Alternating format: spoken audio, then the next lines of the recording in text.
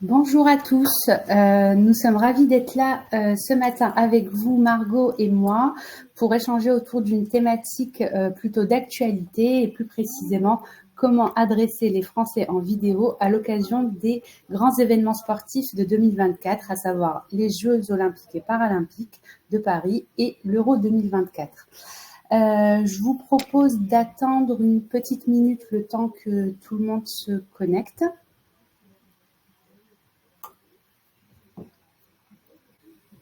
On va en profiter pour rappeler avant de commencer que vous pouvez poser vos questions. Il y a une petite box exprès à ce sujet dans l'application.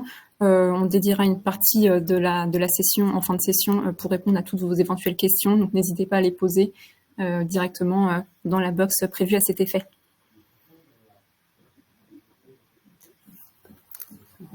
31, je pense que sur 32, on pourra commencer.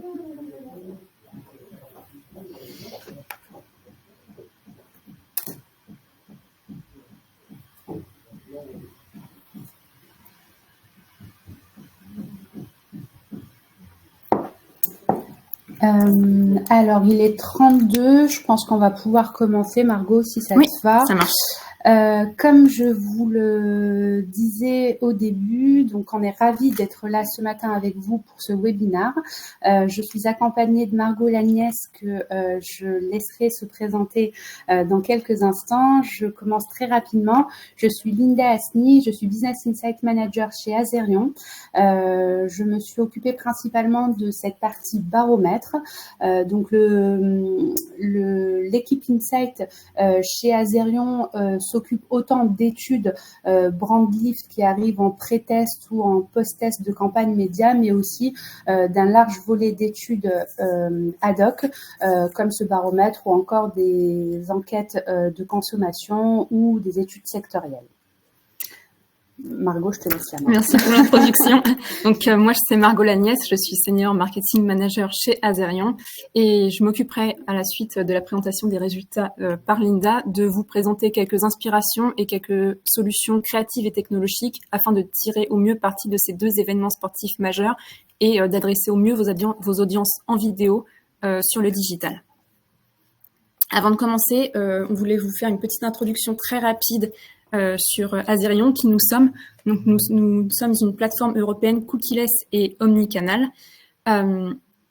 Et en fait, nous avons vraiment une plateforme end-to-end. Nous avons tout le stack technologique, que ce soit du DSP jusqu'au SSP, en passant par un studio créatif intégré, afin d'adresser les utilisateurs, les annonceurs et leurs agences médias et les éditeurs. Donc, les annonceurs en leur proposant des solutions omnicanal sur le digital, les éditeurs en leur permettant de monétiser de manière rentable leurs inventaires et les utilisateurs, les audiences, en leur proposant des expériences publicitaires engageantes et innovantes.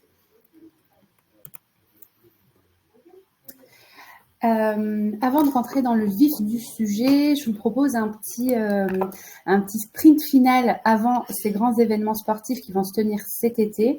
Donc tout d'abord l'Euro 2024 en Allemagne qui commence très exactement dans 8 jours, donc dans une semaine et qui aura lieu pendant un mois. Juste après, nous aurons les Jeux olympiques de Paris 2024, donc dans 50 jours, suivis de près par les Jeux paralympiques de Paris à la fin du mois d'août jusqu'au 8 septembre. Je pense qu'autour de vous, tout le monde a déjà parlé de ces JO de Paris, tant c'est un événement incontournable et fédérateur. Ici, on retrouve un chiffre de la dernière étude du CSA sur le sujet, avec 55% des Français qui ont l'intention de suivre ces Jeux olympiques de Paris 2024. Donc, comme le disait Linda, vraiment, c'est un événement majeur. On en parle depuis des mois, même des années, et ça y est, ça arrive. Savoir que vraiment, c'est la première fois qu'on accueille cet événement en France depuis 100 ans tout pile. Donc, c'est vraiment un événement sportif incontournable, mais c'est également un événement commercial, en fait, puisque, en fait, les JO vont stimuler le tourisme en France. On estime que cela attirera 1,4 million de touristes internationaux sur les territoires français. Ce sont des chiffres, des estimations publiées par l'Office du tourisme et des congrès de Paris. Mais ça va également stimuler le tourisme à l'échelle nationale puisque 1,8 million de tourismes nationaux hors Île-de-France sont attendus pour cet événement. Et Vraiment, en plus d'être un événement touristique, cela va également stimuler le commerce avec des dépenses générées par les visiteurs attendues à plus de 2,6 milliards d'euros. Donc voilà, là on a un petit peu posé le contexte de ces JO et de l'Euro 2024. Maintenant, nous allons répondre à la question comment adresser les audiences et les Français en vidéo à l'occasion des Jeux olympiques et paralympiques et de l'Euro 2024. Donc pour ce faire, dans un premier temps, Linda va vous présenter les résultats de notre étude exclusive menée il y a quelques semaines. Puis dans un second temps, je me chargerai de vous expliquer comment émerger en digital lors des JO et de l'Euro 2024 avec des solutions vidéo engageantes et innovantes. Et comme on vous le disait au début de ce webinaire, nous dédierons une partie de ce webinaire à une session de Q&A. Donc si vous avez des questions, n'hésitez pas à les poser directement par écrit dans la box prévue à cet effet et nous y répondrons à la fin. Si nous n'avons pas le temps de répondre à toutes les questions, ne vous inquiétez pas, on y répondra par mail à la fin de ce webinaire. Merci Marco. Tout d'abord, avant de rentrer dans le vif du sujet, on a essayé à travers ce baromètre qu'on a mené chez Azerion de comprendre comment les Français ont l'intention de consommer ces événements sportifs en vidéo. Est-ce que ce sera plutôt du replay ou du live? Tout d'abord, un petit volet sur la méthodologie utilisée aujourd'hui chez Azerion. Nous sommes sur un adressage exclusivement en univers in-app pour un engagement qui sera optimum. Tout d'abord, on a une première étape où on compose l'échantillon. On s'adresse à un échantillon représentatif de la population française et un élément très important, c'est que nous prenons en compte uniquement les personnes ayant donné leur consentement en partageant leur device ID. Ce device ID, il va être très important pour notre méthodologie car c'est à ces ID qu'on ira diffuser l'étude qu'on va mener. Une fois cette diffusion faite, on arrive à la collecte des répondants et seuls les répondants ayant complété le questionnaire qu'on leur a adressé dans son intégralité sont pris en compte dans l'échantillon d'analyse. Toujours sur ce volet méthodologie, ici on vous rappelle, on vous montre à l'écran plutôt le questionnaire qu'on a diffusé pour notre baromètre. Élément très important, c'est qu'on est sur un format interstitiel engageant. Au tout début du questionnaire, nous avons une contextualisation du baromètre, donc de l'enquête d'opinion, où on rappelle vraiment aux répondants, aux gens qui commencent le questionnaire, pourquoi ils répondent à ce questionnaire, quel est le but derrière. Le format interstitiel nous permet d'être en plein écran, d'avoir une visibilité maximum et surtout, chez Azerion, on s'engage à avoir une rapidité de complétion avec des questionnaires courts, des formats de questions courtes et des réponses claires et courtes. Comme le disait Margot, ce questionnaire a été lancé, cette étude a été lancée il y a quelques semaines, donc du 29 mars au 16 avril 2024. Je vous propose maintenant de rentrer un petit peu plus dans le vif du sujet qui nous rassemble ce matin, à savoir les éléments qu'on a pu tirer de ce questionnaire. On a pu récolter un échantillon de 930 répondants au national. On est sur un pool de répondants représentatifs avec une représentativité qui est assurée via ce qu'on appelle la méthode des quotas. C'est-à-dire que toutes les CSP qu'on a adressées sont représentées avec minimum 150 répondants par tranche. Toutes les tranches d'âge sont également représentées avec minimum 150 répondants et également un équilibre garanti entre les genres, donc entre les hommes et les femmes. Dernier élément sur ce volet méthodo, c'est que la collecte chez Azerion pour ces études se fait toujours sur un pool de répondants volontaires. Aucune incentive n'est présentée à la clé, n'est proposée à la clé plutôt, et seuls les répondants qui ont complété le questionnaire dans son intégralité sont comptabilisés. Une fois qu'on a vu toute cette partie méthodo, on va rentrer vraiment dans le vif de comment nous avons analysé nos résultats. Nous avons structuré notre analyse en 3 étapes qu'on vous remet ici à l'écran. Donc l'étape numéro 1 a été, l'objectif était de dresser une cartographie globale des préférences de consommation vidéo en 2024 à l'occasion de ces grands événements sportifs prévus. Donc notamment les Jeux olympiques et paralympiques, mais également l'Euro. Les réponses qu'on attendait sur cette étape, c'est quelle est la part du live ou du replay dans ces préférences de consommation, mais également du live et du replay, car il y a des gens qui ont l'intention de consommer, d'avoir un mode de consommation hybride. La deuxième étape de notre analyse repose principalement sur les différents écrans plébiscités pour chaque mode de consommation vidéo.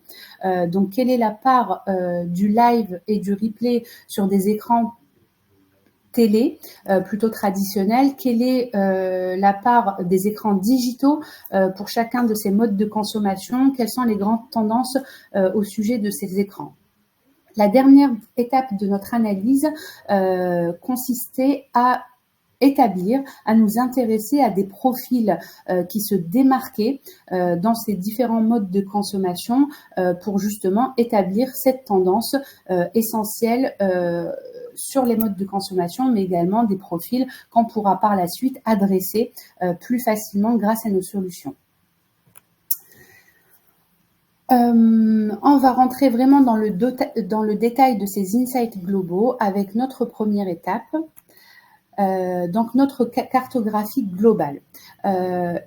Ce qui ressort principalement de cette cartographie globale, c'est que nous sommes sur un potentiel publicitaire qui va se situer autant sur le live que sur le replay. Comme on le retrouve ici à gauche de la slide, on a une part de live qui est plutôt importante à 48%, mais une part de replay qui est également bien représentée à 31% et une part de consommation hybride à 21%. À droite, nous retrouvons quelques éléments d'analyse un peu plus granulaires par profil. Nous avons 2 répondants sur 5 qui ont l'intention de suivre l'Euro ou les JO en replay, qui sont des actifs. Ce qui paraît peu étonnant parce que les actifs sont plutôt occupés en journée pour leur activité professionnelle et vont pouvoir récupérer en replay ces informations. Un répondant sur 3 qui a l'intention de suivre les JO ou l'Euro en live est actif, donc ça vient appuyer ce que je viens de vous partager précédemment. Et on s'est intéressé également aux jeunes. Les jeunes consomment davantage de replay. Plus d'un répondant sur 3 a entre 18 et 34 ans. Une fois qu'on a vu tout ça, on s'est intéressé aux écrans plébiscités. On constate au global qu'on est sur une consommation qui se digitalise fortement grâce aux écrans mobiles.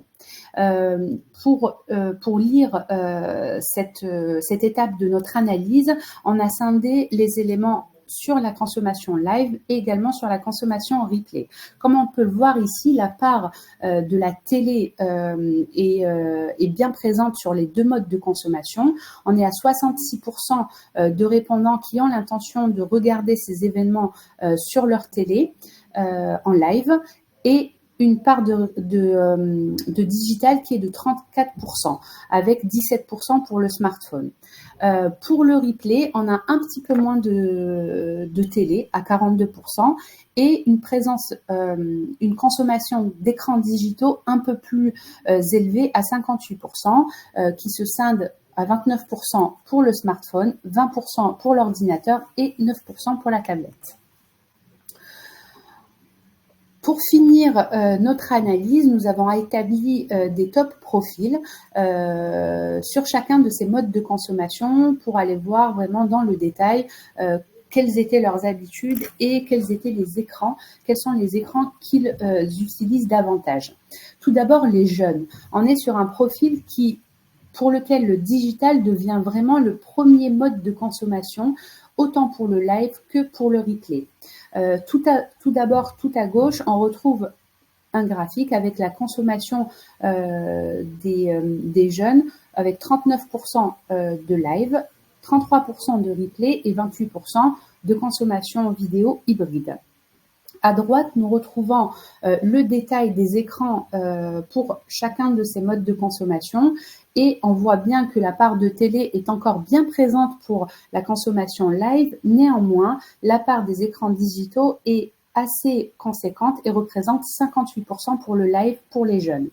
Concernant le replay, la part de la télé est à 30%, donc elle est en retrait par rapport aux écrans digitaux qui représentent 70% des consommations vidéo des jeunes pour ces événements sportifs. Le deuxième profil auquel on s'est intéressé et qui s'est démarqué lors de notre baromètre, ce sont les CSP+. Sur ces profils-là, on a une digitalisation qui fait une percée remarquée. Donc, toujours comme la slide précédente, tout d'abord, on retrouve les différents modes de consommation avec 43% de nos répondants CSP+, qui ont l'intention de regarder leurs événements sportifs en live, 35% en replay et 22% en live et en replay. Et concernant le détail des écrans qui sont le plus plébiscités, on retrouve toujours la télé en tête avec 62% pour le live et 38% des CSP+, qui consommeront du live sur des écrans digitaux avec une prédominance pour le smartphone à 21%. Pour le replay, toujours un petit peu moins de télé à 52% et 48% de consommation sur des écrans digitaux avec le smartphone en tête à 30%. Nous finirons cette partie profil avec les seniors qui là nous apportent d'autres éléments également. On est sur un début de digitalisation notable sur ces profils avec, comme on peut le voir ici à gauche, vraiment une prévalence du live à 51%. Donc plus d'un répondant sur deux qui a l'intention de regarder, de suivre ces événements en live. 34% en replay, donc une part de replay qui est quand même assez présente sur ces profils et seulement 15% de consommation hybride. Concernant les différents écrans qui sont plébiscités sur ces profils, on retrouve un socle télé bien conséquent pour le live à 73%. Et néanmoins avec une digitalisation qui est présente, notamment sur le smartphone à 12%.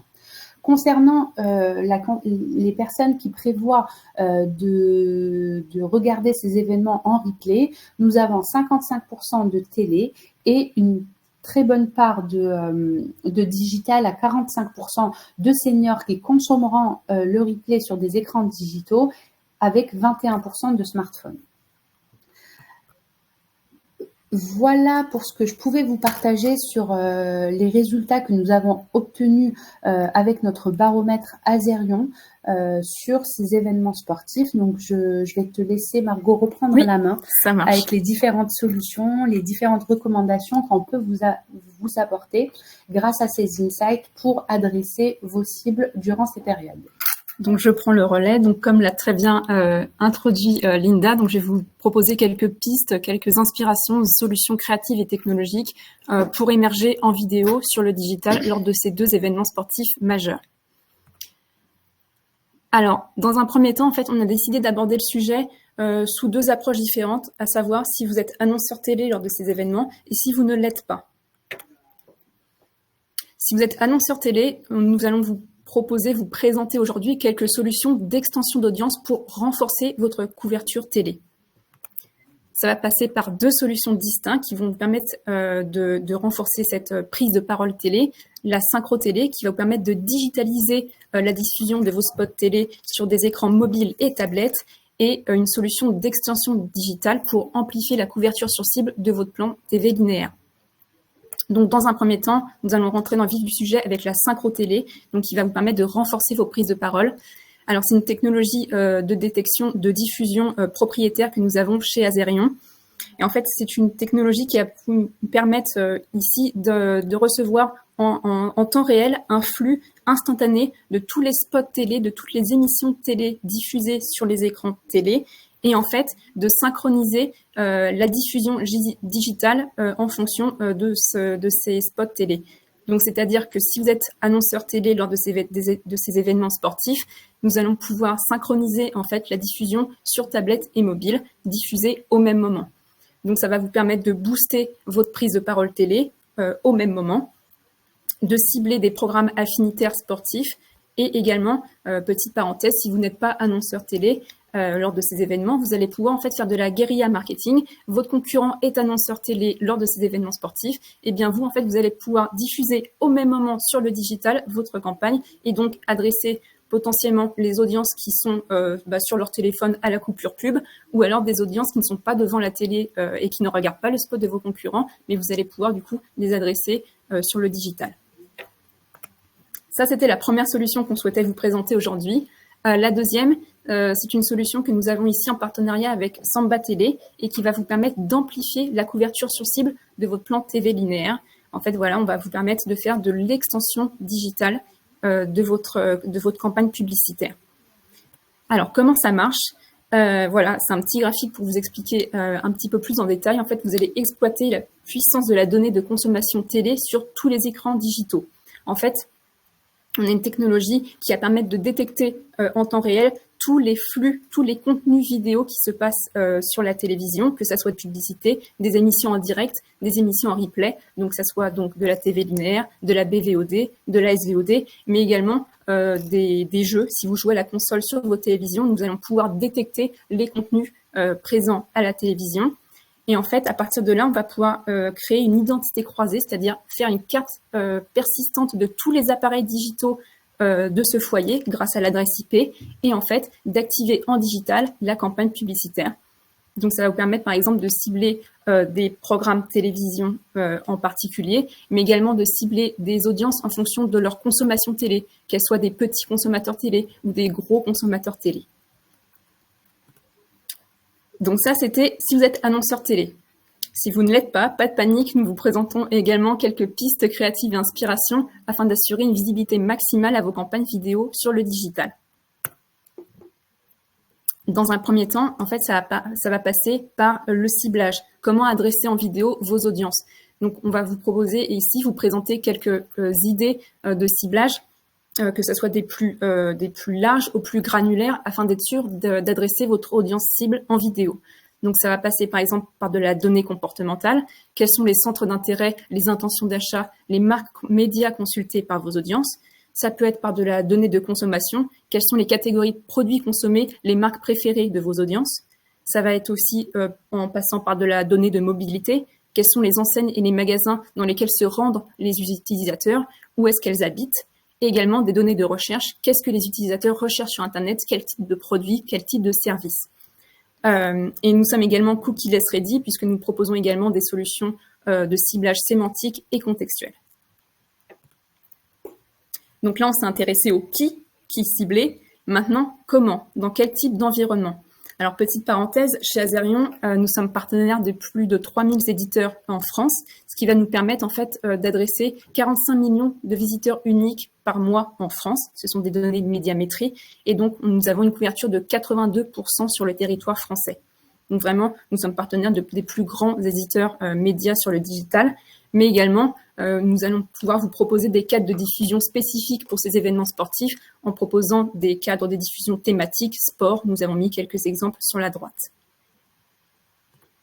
Donc, nous avons abordé le qui, le où, maintenant le comment. Comment adresser ces audiences? Eh bien, grâce à des formats vidéo adaptés, interactifs et innovants. Donc là, en fait, vous allez pouvoir vous appuyer sur une gamme de formats in-stream et out-stream. L'idée, vraiment, c'est d'avoir toute une gamme de formats et de ne pas se limiter à un simple player vidéo. C'est vraiment de tirer parti de la spécificité et de chaque possibilité créative offerte par chaque écran afin de maximiser l'engagement et l'interaction avec les audiences et donc de maximiser la conversion. Donc, ça veut dire qu'on va passer par de l'enrichissement de vos assets vidéo. par exemple en proposant de l'habillage vidéo, vraiment tirer parti de cette surface créative offerte par l'habillage vidéo. Sur le mobile, en vous proposant d'ajouter de l'interactivité, utiliser en fait la possibilité de jouer avec l'écran tactile pour vraiment engager les audiences avec des éléments interactifs. Et par exemple, pour l'InStream, d'enrichir votre player vidéo avec une surcouche display en ajoutant par exemple des QR codes ou des éléments rich media. Et donc tout ça pensé de manière omnicanale afin de vous adapter aux spécificités techniques de chaque écran et vraiment de tirer parti de chaque possibilité qu'offre chaque écran. Et donc, vraiment, cette approche omnicanale, on la pense vraiment très importante et utile, puisqu'en fait, elle va également vous permettre de multiplier vos points de contact avec vos audiences. C'est-à-dire que vous allez pouvoir adresser l'utilisateur sur l'ensemble du parcours d'achat tout au long de sa journée. Que ce soit lorsqu'il se réveille sur son téléphone mobile en lui proposant une publicité vidéo in-stream ou out-stream, lorsqu'il se rend en métro ou à pied à son travail en proposant une publicité sur un écran DOH, lorsqu'il est à son travail sur desktop avec un habillage vidéo ou un pré-roll, et lorsqu'il est le soir dans son canapé avec une créa en Connected TV. Enfin, en dernière inspiration, nous souhaitions vous présenter toutes les possibilités offertes par la DCO, donc la Dynamic Creative Optimization. Donc, pour essayer de faire simple, on vous a résumé ça en un petit graphique. La DCO, en fait, va vous permettre de prendre en considération de multiples triggers, de multiples éléments, que ce soit des données d'audience, donc l'âge, le genre, la catégorie socio-professionnelle de l'utilisateur, ses centres d'intérêt, ce qu'il achète, des données de contexte, quelle heure est-il, quel jour sommes-nous, la météo, et là, en l'occurrence, pour les événements tels que les JO et l'Euro, par exemple, les résultats sportifs, le match du soir, et également des données de localisation, dans quel pays sommes-nous, quelle région, et même quelle ville, quel point d'intérêt.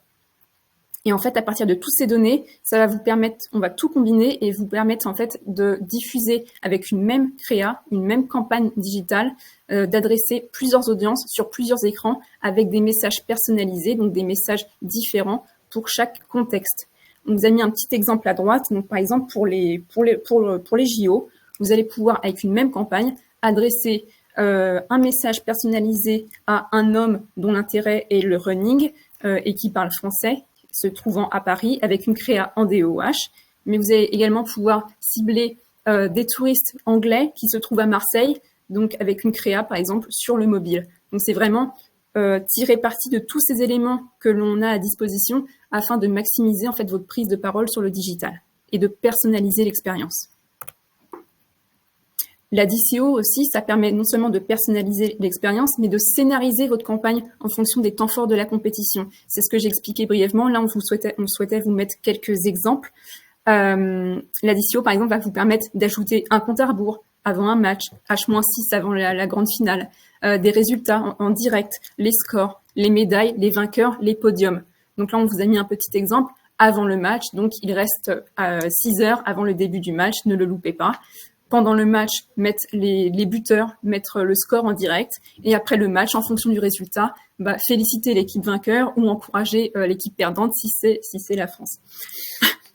Et enfin, nous souhaitions vous montrer un petit exemple de créa que nous avions développé ici lors du précédent Euro, donc pour une marque d'un alcoolier qui en fait avait décidé de faire une opération spéciale en magasin et de remplacer son logo par les logos des équipes en compétition lors de l'Euro.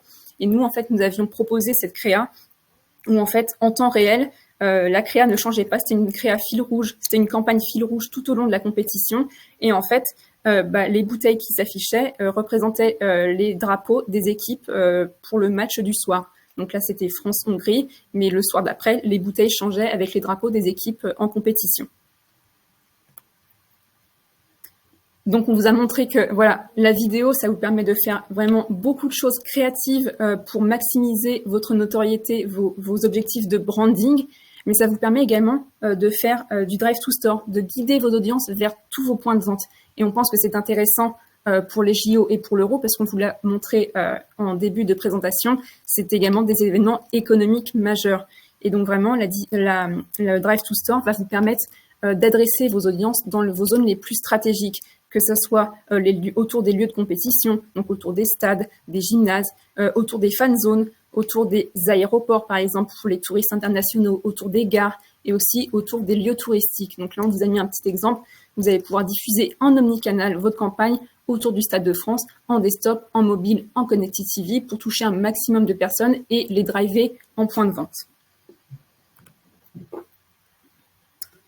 Et pour finir cette partie recommandation, au-delà des activations médias, donc des solutions médias qui s'offrent à vous pour couvrir ces événements, nous avons également une partie mesure d'impact grâce à nos solutions d'études qui vont venir compléter votre activation et vraiment mesurer l'impact que celle-ci aura eu auprès de vos cibles.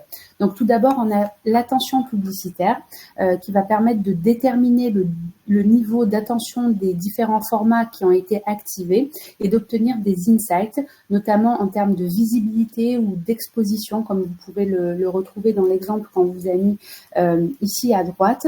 On a également tout le volet brand lift, donc à savoir les pré-tests ou encore les post-tests à votre campagne média qui vont venir mesurer des KPI brand lift tels que la notoriété, la mémorisation du message publicitaire ou encore l'intention d'achat, l'intention de se renseigner sur une marque ou un produit. Et pour terminer cette partie mesure d'impact, nous avons également le Drive to Store. Lorsqu'il y a une campagne Drive to Store qui est activée, nous sommes en mesure d'aller remonter les visites totales qu'on aura eues en point de vente, les visites incrémentales, donc qu'est-ce qui a permis la campagne média de driver en tant que visite dans un point de vente. Voilà, donc nous arrivons au bout de notre webinaire. J'espère que nous avons pu répondre à vos attentes sur ce sujet abordé ensemble ce matin. Nous restons à votre disposition si vous avez des questions sur les éléments que nous vous avons partagés et nous tâcherons d'y répondre le plus clairement possible. Voilà Margot, je ne sais pas si tu voulais rajouter quelque chose. Non, c'est tout pour moi. C'est juste que je partage mon écran, donc je ne vois pas les questions. Ah, très bien. Alors, je ne sais pas si on a le temps de répondre à ces questions en direct, mais on les prendra et puis on verra, on vous fera un petit retour par mail. Merci à tous. Merci beaucoup.